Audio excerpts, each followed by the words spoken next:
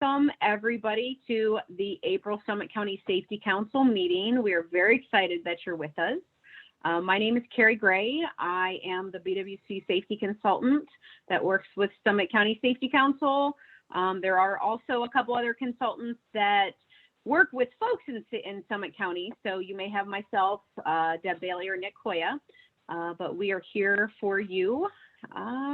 I've mentioned before, if you could, we appreciate it that you keep your microphone muted throughout the presentation, just so we don't have a lot of background noise.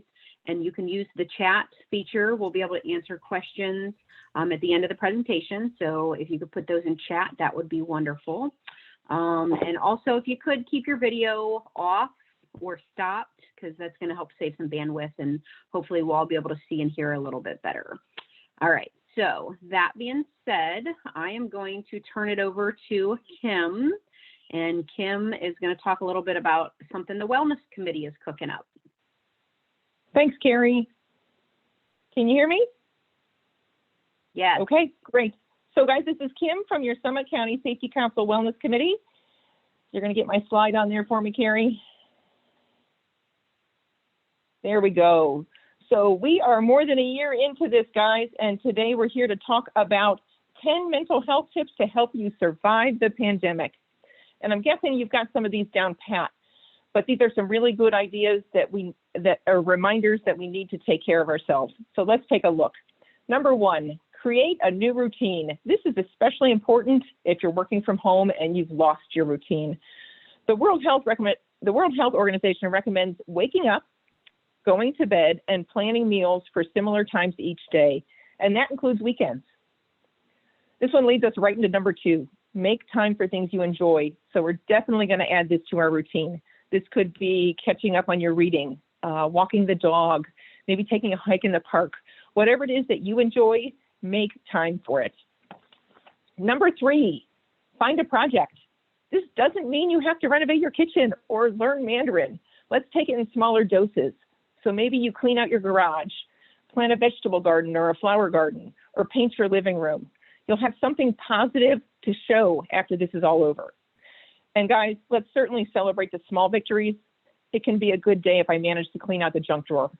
So, number four, practice mindfulness. Hey, we talked about this in January when Katie Tombaugh presented for us.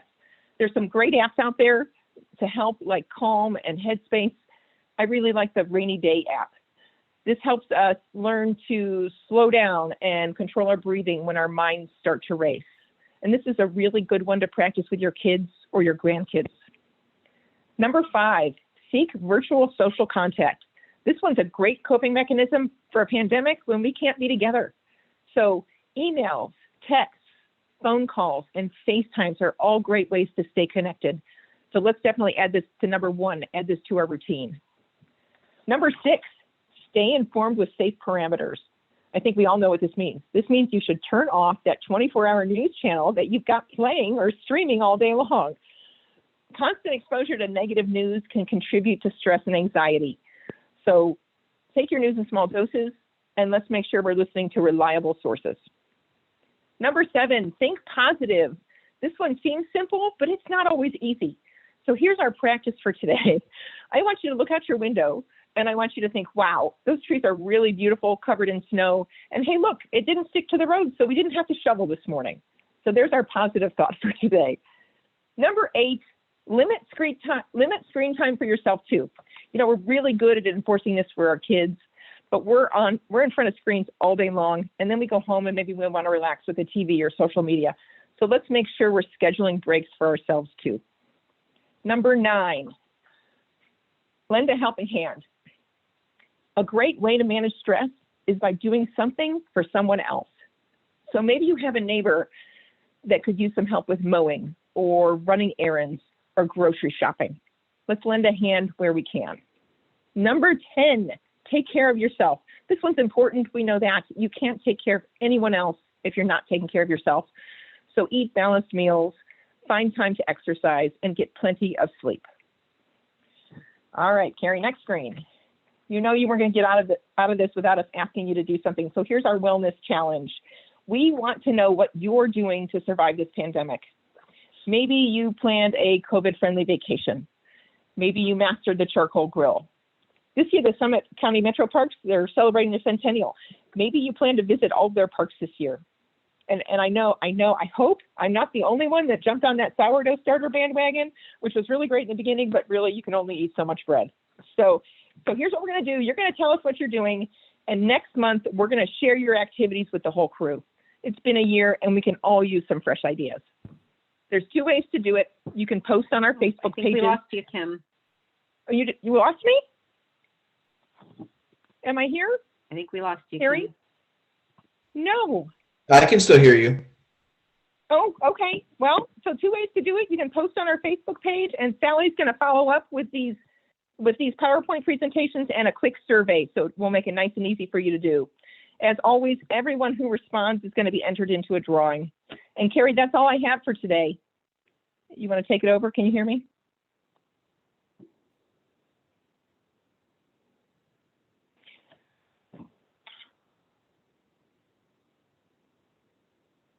Okay, have we lost Carrie? Bear with us, guys. I think Carrie lost her audio. She's reconnecting now. Uh-huh.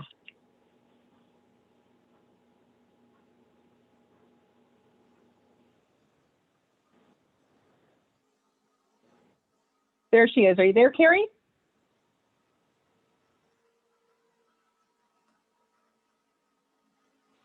No, we have lost her.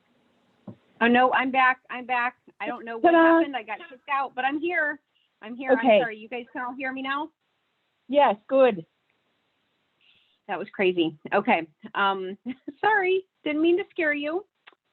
So, all right. Now it should look like I'm talking now instead of just the phone talking too. So, okay. Were you all done, Kim? I'm sorry. I'm all done. Thank you. Okay. All right. So just a couple things for the BWC update. We are still here for you virtually. We have not been given a get out of jail card yet, so we don't know when we're allowed out, but we are still all virtual. But if you need something completely, don't ever be afraid to ask or call or email or anything like that. So we are here. We have safety webinars coming up. You can see those on the screen, and I know Sally puts those in the newsletter and sends those out as she gets that information. So know that that's always there. The one on fatigue, May 21st, if you're not sick of listening to me, that would be me that I'm doing that one. So you can join there. The one thing that is really new, and I actually just got the flyer today, and I'm going to put this link in the chat in just a minute. But we're doing, just like if you guys remember for about the last 4 or 5 years, we've done a stand down challenge for falls during the Stand Down for Falls week. And this year it's May 3rd through the 7th. Well, May 4th from 10:30 to 11:30, we're kicking it off with a webinar. You've got me and Deb and Eric White, and it's going to be just an hour. We're going to go through it. Howie's actually going to be there. He's going to kick it off for us. We're going to go through strategies and prevention, and then the involvement piece, which we'll need you there for. But I really want our council to represent. So if you could, I really appreciate you being there. That would be awesome. And you'll get the flyer for that too. Sally will send that out. BWC classes, again, still all virtual. Those are all the classes for April and May, and then the ones for June. And we know for sure we're all virtual till July 1st, but we don't know what's going to happen after that. So we're waiting for that. And again, Sally links all this stuff in the newsletter, so it is there. Some of the resources, the micro training videos, if you get the BWC blog, my blog on this just finally went out on the HasCom videos. So there's a 4-part training series with a knowledge assessment and training guide. And then the sample written programs, those we're putting out. They're really good. They're templates. They're meant for you to fill in, and you can use it to compare to your current program, or you can use it to create a program if you don't have one. And then we are also updating the safety talks, which work for really, really good toolbox talks. So that is in there. I mentioned last month, OSHA came out with a directive for the National Emphasis Program for COVID-19, and they've since then also updated their guidance to employers and put short videos on tips and best practices on their website. So that is available from OSHA. We're still hearing that they're going to bring out a standard, but we haven't gotten dates yet. So just kind of be on the lookout for that one. And then the last thing that I have is some, not all, but some of the safety grants have been brought back. The trench safety grant, the school safety grant, firefighter exposure, and the folks that work with folks that have developmental disabilities. Those have come back. Those are niche grants. The big safety grant, where it's the $40,000 3-to-1 matching grant, has not come back yet. That one we'd have to be on site anyway. So being all virtual, that's kind of a snafu with that. But these ones are all available right now. So know that is something for you. That being said, what you've all been waiting for. So we have Michael Thome, and he is from Rentokil. It's actually got a different local name, but he is going to go ahead and share his screen, and he's going to talk about one of our favorite lunchtime topics of bed bugs. And so, Michael, if you're there, that would be great if you could share your screen. Get this shared up here with you guys. 1 second. Hopefully you guys can all see that now. Yes? As it's loading? Yes. All right, perfect. So thank you guys so much for having me today. My name is Michael Thome. I'm an associate certified entomologist and technical services manager for Rentokil North America. Here locally, we operate under the JC Ehrlich name. We operate under several different names across the country, depending on where you are. But here locally, it's JC Ehrlich. In the Midwest, it's Presto X, and out west, it's actually Western. So we're going to talk a little bit today about some bed bugs. So on the screen here, you can see a photo of some bed bug eggs under magnification. I don't know if you can see, there are some small dots right here. Those are actually the eyes of the bed bugs just previous to them starting to emerge. So we're going to talk about why bed bugs made a resurgence, how to ID bed bugs, and a little bit about their biology. Some inspecting tips for bed bugs, some treatment overviews and options that are out there, and then what collectively you or we can do to help stifle the spread of bed bugs. So why do they come back? I've been in the industry for going on 20 years now, and all through the late 70s, 80s, and 90s, bed bugs weren't really an issue. It wasn't until the beginning of the early 2000s that we started to see them come up. I still remember the very first case of bed bugs that I had to deal with, and it was on a college campus from a student that was here from overseas. And to be frank, as an industry, we didn't know how to treat them anymore. We had changed a lot of our practices. There was not a whole lot of just spraying for spraying's sake. We switched a lot more to baiting, inspection, than broad applications of pesticides. And as we've learned over the years, baits are not effective on bed bugs. So a lot of the lack of knowledge in our industry is what helped the population sort of explode and spread. We were limited in the amount of materials that we could use. The materials that they had used back in the 60s and 70s to control this, like DDT, was no longer legal, not something that we could apply. And we saw an increase of global travel, migration, immigration, resale of secondhand goods. All of these things helped to transport the bed bug back here to the United States. While we weren't dealing with it, the rest of the world still was. And unfortunately, like I said, they were reintroduced. And as an industry, we just didn't have control methods in place as to how to deal with them. But as you'll see at the end of the presentation, we've come a long way since the beginning of the early 2000s. So what does a bed bug look like? A lot of people think you can't see them or you can't see their eggs, and that's just not true. So bed bugs themselves, depending on what nymphal stage they are in, are either yellow or reddish brown, depending on the age and when they last fed. They have a flattened oval body. Adults are about the size of an apple seed, about 5 millimeters. They have a piercing sucking mouth part, which is what allows them to actually go through your skin and take a blood meal, same as a mosquito. They don't have wings. They don't jump. But when disturbed, they will move quickly. So oftentimes you'll hear people say they jump or they fly. They don't actually do that. They don't have the right equipment for that. But they will, when disturbed, move quickly. But in general, very lazy insect. So we can go from egg to egg in about a month. So you'll see there are 5 what we call nymphal instars. They go through what is called incomplete metamorphosis. So they go basically from an egg to a tinier version of themselves. There is no pupal stage. There's no larval stage. They go right from egg to an actual just tiny version of a bedbug, right? Each bedbug can live up to a year, roughly, under ideal circumstances. The eggs take about 6 to 10 days to hatch. Like I said, we go through 5 nymphal instars. Once they reach actual reproductive age, the females can lay 1 to 5 eggs per day. And over a lifetime, they'll lay between 200 and 500 eggs per female. That time to reach actual reproductive state varies on some different things, but mostly it depends on the bedbug's ability to get a blood meal. So they need to feed in order to go from nymphal stage to nymphal stage, and they also need to feed in order to lay eggs. So their access to a blood meal is sort of what affects their ability to reproduce. So one of the things that makes them a survivor, if you will, is their growth rate. So if we start out with 1 bedbug and then 5 bedbug eggs, right? That's day 1. By day 10, we have 2 bedbugs, but now we have 90 eggs. By day 15, we have 12 adult bedbugs and 140 eggs. By day 30, we have 152 bedbugs and 140 eggs. And by day 45, we now have 302 bedbugs and 1,040 eggs. So the reproductive potential of bedbugs is what allows them to succeed in nature.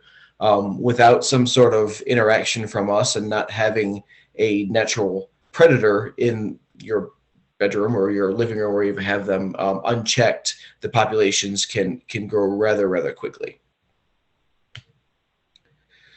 So one of the most important things about bedbugs, they do not spread disease, right? So we know that they feed on humans, right? They prefer humans. If no other blood meal is available, they have been shown to feed on cats, dogs, and other animals. But if human blood is there, that's their go-to, right?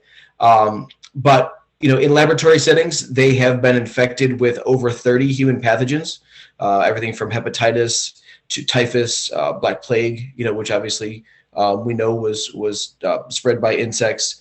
And there has been no evidence shown that the bedbug itself is able to transmit any of those diseases. They are not a vector for those things. While they may be a carrier, they are not a vector. And the difference is they may individually have that disease, but they are not able to vector that disease onto a human host. So most of the time when we see medical related issues with bedbugs, it comes from a secondary infection due to the scratching. So as you get bit, there are histamines inside what the bedbug injects into your skin, which causes your skin to itch. You'll get like a little bit of a raised area, and as people scratch on that and you get a small open wound, that can get infected. But like I said, the most important takeaway is that they are not a vector for any sort of human pathogen. So I have a little video here of what it looks like when a bedbug feeds. This is a short one here, just so you guys can get an idea of what it looks like.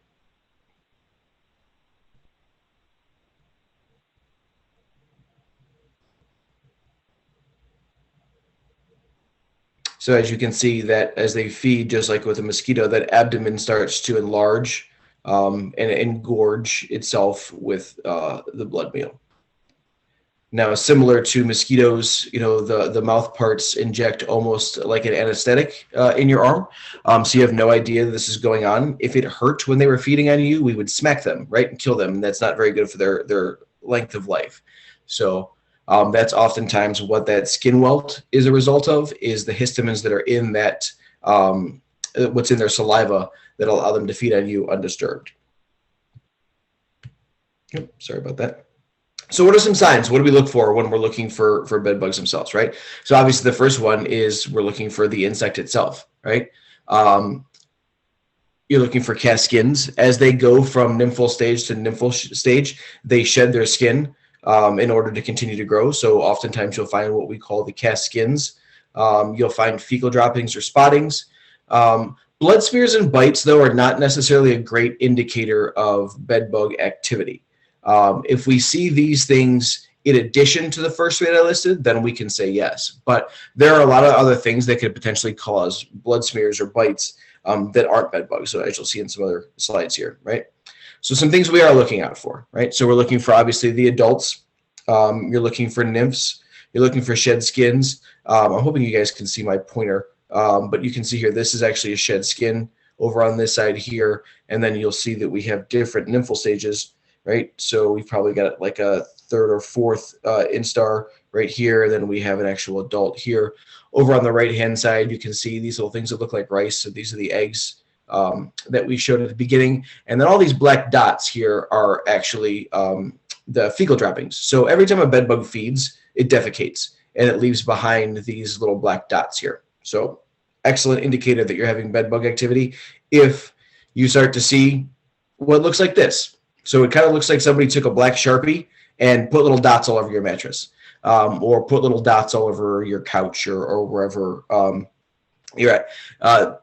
The activity itself is usually centered around where you spend the majority of your time. So if you're somebody that sleeps in a recliner, the majority of the activity is going to be there. If you're somebody that sleeps in bed, the majority of the activity will be tied there. So like I said, in general, bed bugs are pretty lazy. They don't want to go look for a meal if they don't have to. So wherever you spend the majority of your time is where you're going to find the most evidence of activity. Like I said, bites are not a great indicator of bed bugs, right? So these are images of different kinds of bites, right? But not all of them are bed bugs. And everybody reacts a little bit differently. So we have in the past, when we do our in-person presentations on this, we have small little plastic containers that have a screen over them that will keep live bed bugs in that we can pass around and show to folks in the crowd if they want to see them. But in order to keep them alive, we have to feed them, right? So in our Cleveland office, we would have guys that would take turns sort of putting this container on their arm and allowing the bed bugs to feed. We had specialists that didn't react at all. You would have no idea that they fed whatsoever. I, on the other hand, when I fed them, blew up like a balloon. So I would have huge welts on my arms from being fed on by a bed bug. So everyone's reaction is totally different. So if anybody can tell you that they can look at a bite and identify what it was, that's just simply not the case. You know, unless we're getting into some spider bites and stuff like that, and we start to see necrotic tissue around the bite site, then we can narrow it down from there. But like I said, mosquitoes, fleas, chiggers, black flies, bed bugs, you know, everyone's going to have a different reaction to those things. So not a great indicator. So like I said, bed bugs in general, very lazy. They want to be as close to dinner as they possibly can be, right? So if you spend the majority of your time, which, you know, 7 to 8 hours a day in your bed sleeping, that's where you're going to find the majority of the activity. If you sleep on the couch, it's going to be on the couch. So we always start our inspections for bed bugs where you spend the most amount of your time, right? So for this example, let's just use the bed.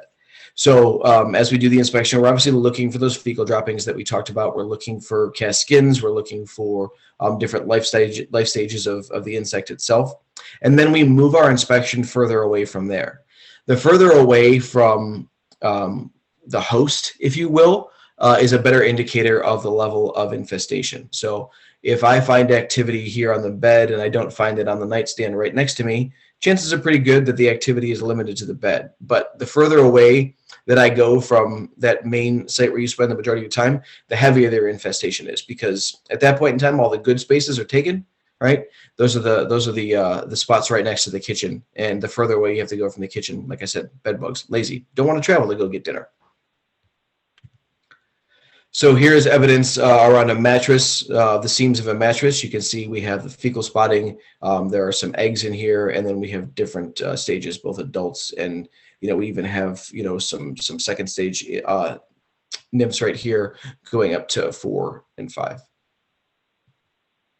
Once again, some more images of cast skins and some fecal droppings. Underneath the tag of the mattress and box spring is a great place to look. It's a place that oftentimes doesn't get disturbed.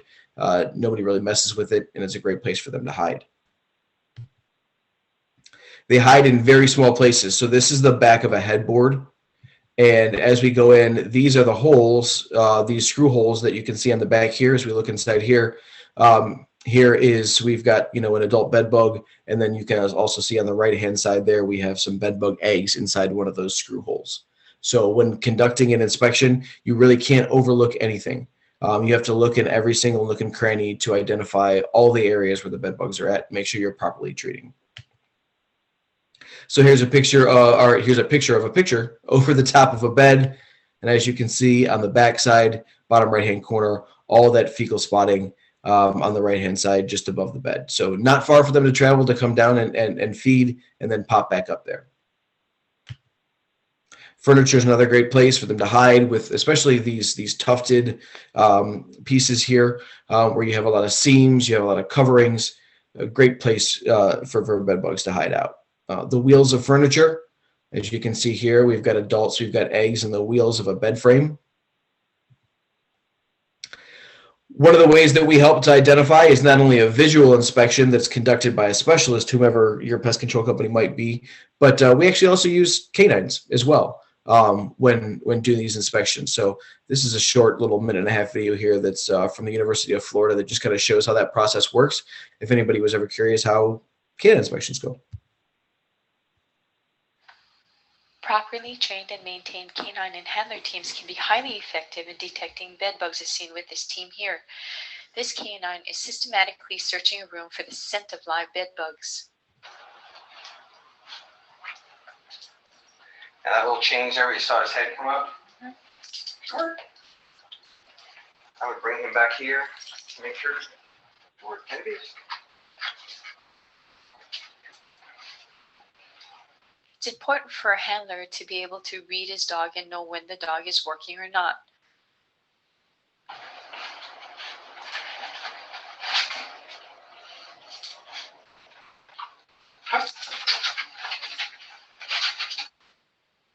This canine is going to actively indicate when he detects the scent of live bed bugs.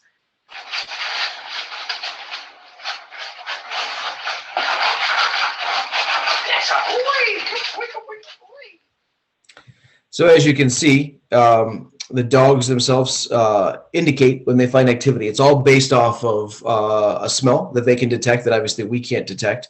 But as it's in the air, they can pick it up and they can start to narrow down from there. So I've worked with several bedbug teams, bedbug canines teams over the years, and there's some really very, very good ones. When initially it came out, I'm going to be frank, I was skeptical that a dog was going to be able to find a bedbug.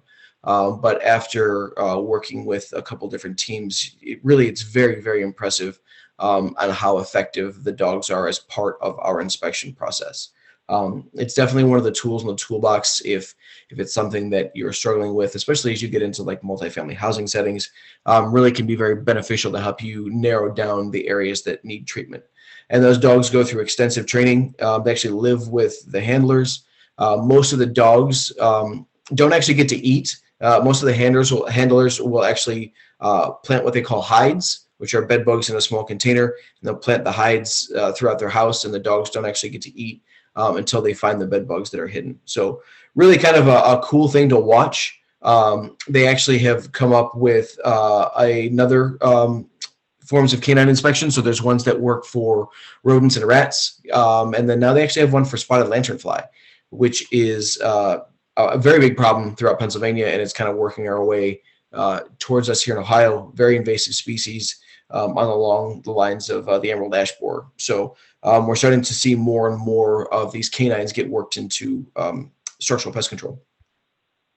So what do we do if we actually find evidence, right? So for whatever reason you think you might have them, you start to do an inspection and you find one of those things that we talked about. You find an actual live bed bug. You find some cast skins. You find what you think are fecal markings, right? So what do we do, right? First thing, don't freak out. Don't panic. It's only going to make things worse, right?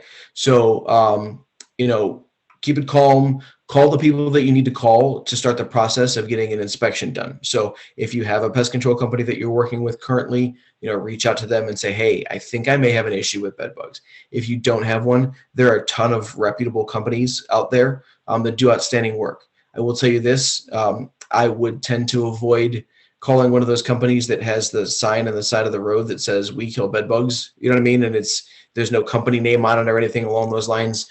There are enough horror stories out there of people improperly using propane, heat treatments, fumigants, other things to treat for bed bugs that are not properly trained. So call a licensed pest control operator.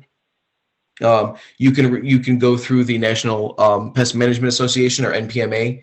You can go to their website to find a list of providers in the area that you're working in, to help you find a reputable company if you aren't currently working with one. So like I said, notify the person in charge. If possible, collect a specimen for positive ID. There are a lot of insects out there that can be confused with bed bugs. If somebody finds a bug in their bed, I think their first inclination is, oh, I have bed bugs.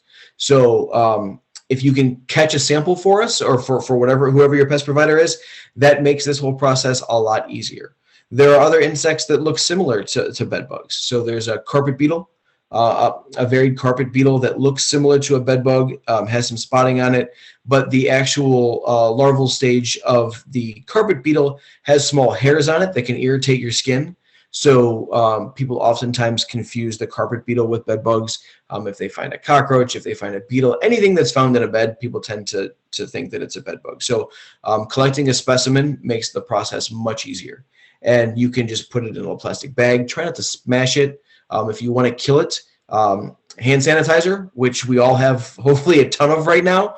There's a high enough alcohol content in hand sanitizer that'll kill most insects, and it does a great job of actually preserving it for us to look at too. So wherever it's at, take that area out of service. So if it's an office area, take that room out of service. If it's a hotel room, take that room out of service. If it's a hospital room, take it out of service.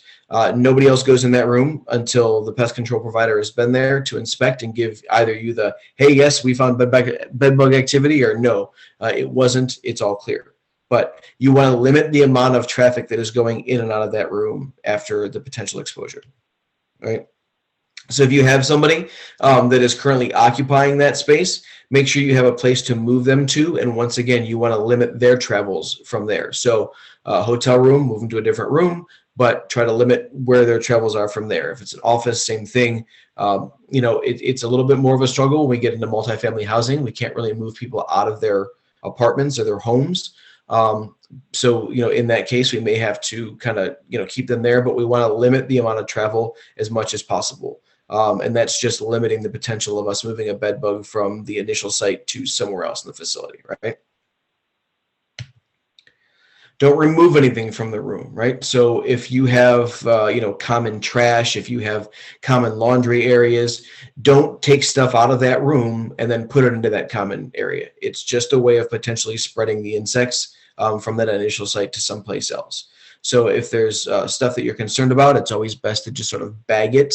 And I'm a big fan of what I call a gooseneck, which is where you put it in a bag and you kind of spin the bag and then tie it out at the top. If you just tie it loose out at the top, there's still the potential something could get out. So, but don't take anything out of that room until the pest control provider has been on site to conduct its inspection. Don't want to transmit anything to anywhere else. So, like I said, if we have a sample, it's easy for us to confirm visible evidence and making sure that it actually is what we thought it was, right? We'll be able to tell you, nope, that's a cricket. Nope, that's a carpet beetle. Nope, that's a bed bug, right? So also dependent on the condition of the sample, we can oftentimes tell kind of if it's new or old. If we go in and we just find a cast skin and we don't find any other evidence of activity, that's an indicator that there may have been something in the room at some point in time, but it doesn't appear to be current. If the bug, as you saw from the video that we looked at where the bugs were feeding, you can kind of tell they get plump and they change color. So if they're really, really dark and super thin, we can tell they haven't fed in a while, it's been there for a little bit. But if we're finding multiple life stages in there, if we're finding eggs, if we're finding cast skins, it's a pretty good indicator there's a current infestation going on, obviously, right? If possible, we want to inspect belongings and we want to inspect any additional rooms. So if anyone is moved from an office or a hotel room or a classroom, whatever it is, to a different space, we'll want to inspect that space as well to make sure that nothing is moved from point A to point B.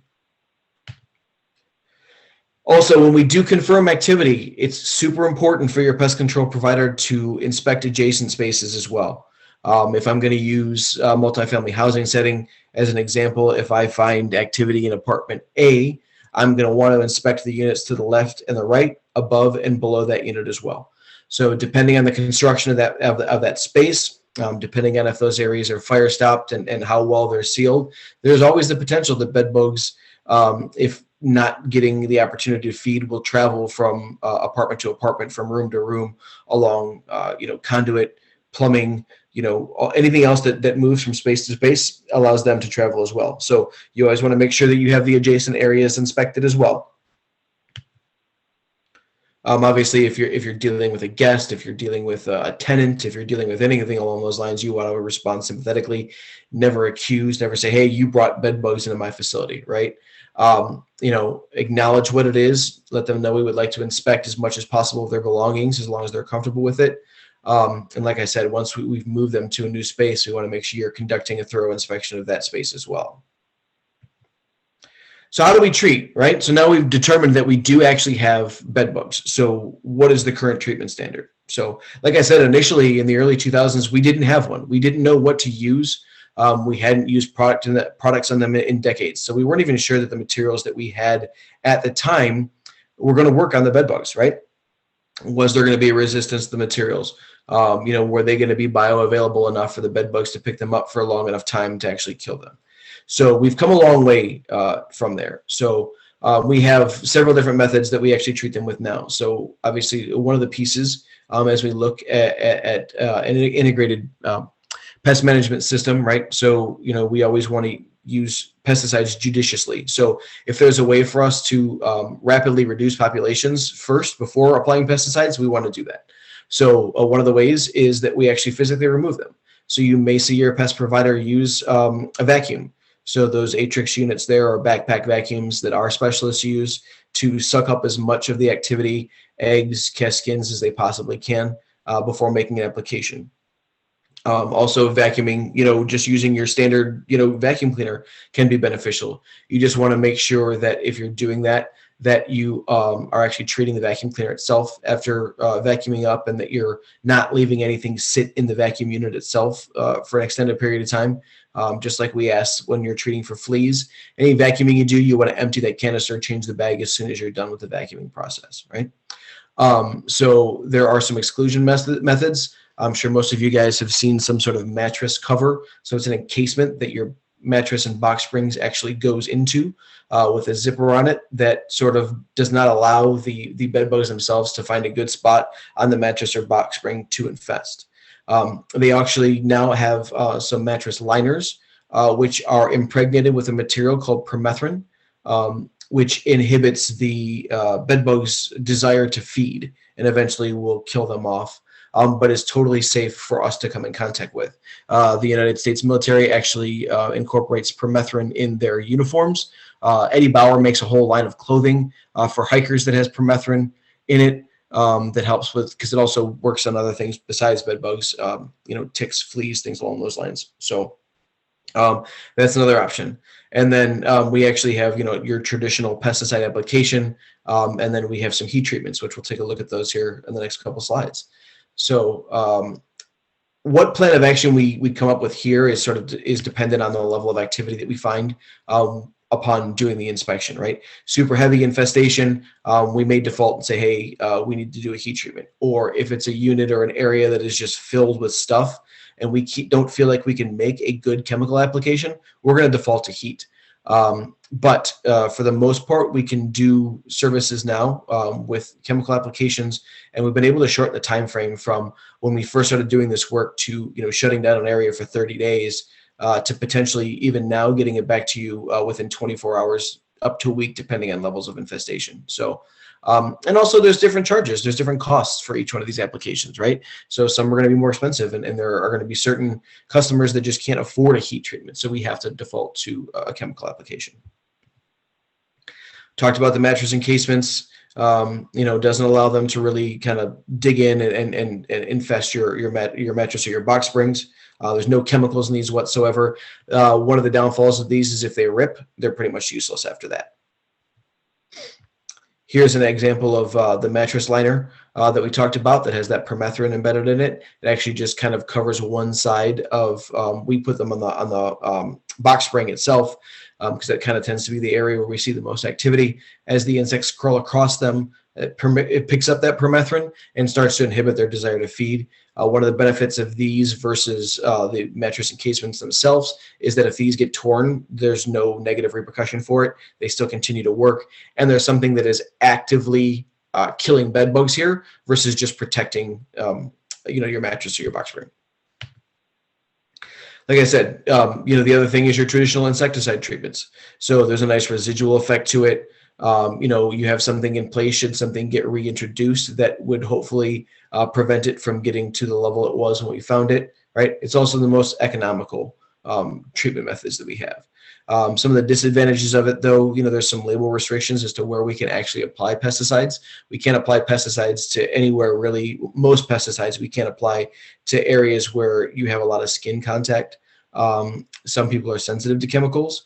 And over the course of time, the more we use insecticides, the greater chance that we see populations develop resistance to those materials. So, that's kind of why we've moved away from the old school come in and just spray and pray, and we're going to put a bunch of stuff down and kill everything that's in sight, because we've found over time that the more pesticides we apply into the environment, the more resistance we start to see in populations of insects. So in order to lessen that, we have moved as an industry into lessening our sort of preventative applications of pesticides and default more towards inspection, structural modifications, and pesticide usage as needed. So your traditional insecticide treatments, like I said, when we first started out, it was 30 days that we were going to shut down a space for. Now it's down to 1 or 2 services spaced, 7 to 14 days apart.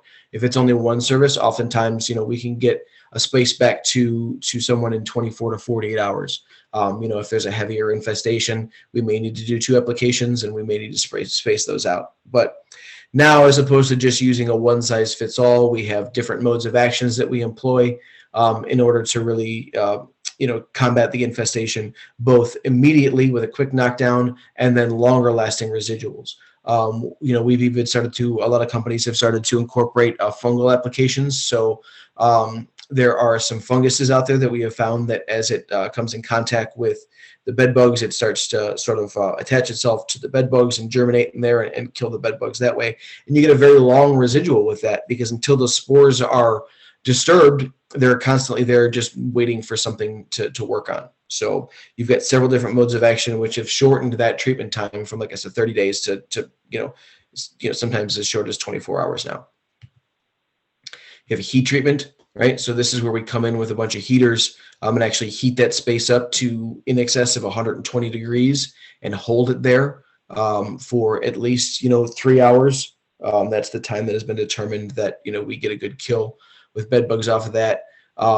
This is good for a space that just has a lot of stuff in it, right? That we can't make a good chemical application to, just because we can't work around all the stuff that's in there.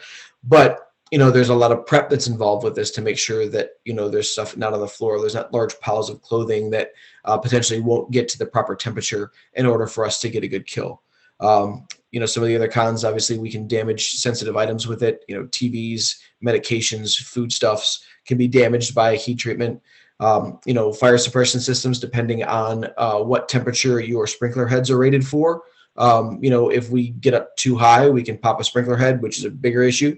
So oftentimes we ask for the fire suppression system to be deactivated or drained sometimes if they can't deactivate it before doing one of these applications. So, and once again, it's a very labor intensive and can be cost prohibitive.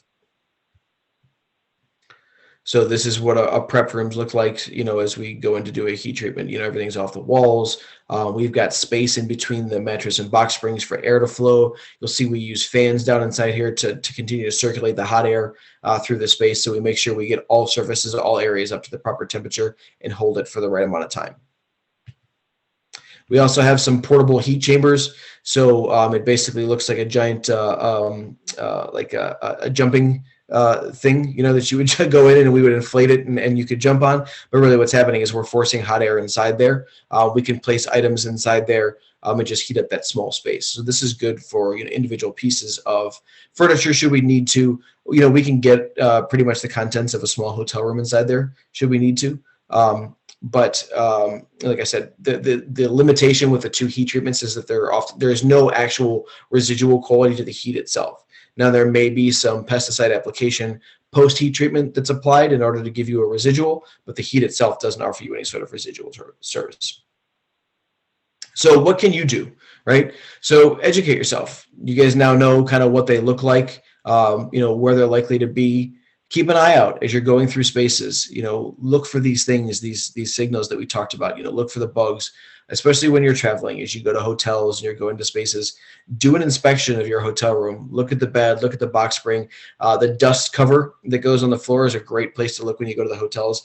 I still check every single hotel room and every bed on them when I go and check in. So when I travel quite a bit, not so much in the last year, but oftentimes I would be on the road 3 days a week. So I've inspected my fair share of hotel rooms over the years, right? Make sure that anything that is going in and out of potentially infested spaces gets inspected as well. So, but the most important piece is just to stay vigilant. Keep your eyes and ears open. If you hear anything, stay out of that space. And that's what I got for today. So I wanted to leave some time at the end here for questions, should we have any. There's a link here, and we'll share this slide deck out here to an inspection technique training video that our company has put together that you're welcome to watch if you want to. It's like 7 to 10 minutes long and can be helpful in kind of just understanding what a good inspection looks like. So, but post that, I'm going to stop sharing here and see what questions you guys may have. Okay, so if you do have any questions, please put those in the chat. That would be awesome. Let's see. I know, what was the name of the insect that you said is coming out of Pennsylvania that's kind of like the ash borer beetle? Oh, it's a spotted lanternfly. So that, once again, was introduced from Asia. Limited amount of natural predators in this area, and it does a great deal of destruction to some trees. So of particular harm is vineyards. They, for whatever reason, love fruit trees, love vines. Can be very, very damaging. It's an absolutely beautiful insect. If you get a chance to Google it, but all of our Department of Agricultures are asking that should anybody come across one, that you report it to them immediately. So just like here in Ohio, we're not allowed to transport firewood over county lines, right, because of the emerald ash borer. Current state in Pennsylvania and a lot of eastern states, you actually have to, starting April 1st, you have to conduct a visual inspection of your vehicle as you cross county lines out there. Because you'll have egg masses that they lay, and they don't want that transported throughout the area. So we actually had our first sighting in Ohio, down by in the very southeastern tip, and I forgot the Mingo Junction. There we go. I remembered it. Mingo Junction, Ohio, was the first actual sighting of the emerald ash borer here. So, but just like the brown mum-rated stink bug, that's something else that started on the east and worked its way out towards us. Eventually, it's going to end up here as well. All right. Well, I do have a question. Let's see. I'm going on a bike trip this summer, staying at 7 different motels. Should I bring a garbage bag for my bike packs? Yeah, and it's always a good idea to keep it in the bathtub when you go to the hotel. So, don't use I have never put my clothes in the drawers. I mean, look, they're beautiful. You go in and whatever, but I don't put my clothes in the drawers. I don't put my suitcase in the suitcase rack. Everything goes in the bathtub or the shower when I check in. So at least until I conduct my bed bug inspection and make sure that everything is clear. Once I've conducted my inspection and I'm reasonably comfortable, there's no activity in the room, then I'll move the stuff out. But one of the worst things you can do is check into a hotel, throw your stuff on the bed, and then leave it there without doing your inspection. Come back a couple hours later, because that gives them a great chance to migrate into your suitcase. I think you've thoroughly grossed everyone out, which is, again, I know your goal. Right. So you're good there. I am not seeing any more questions, so we still do have a couple minutes. So if you have any questions, go ahead and put those in the chat. I did put the link to register for the virtual stand-on event that I mentioned at the beginning, and Sally will be sending a flyer out for that as soon as well.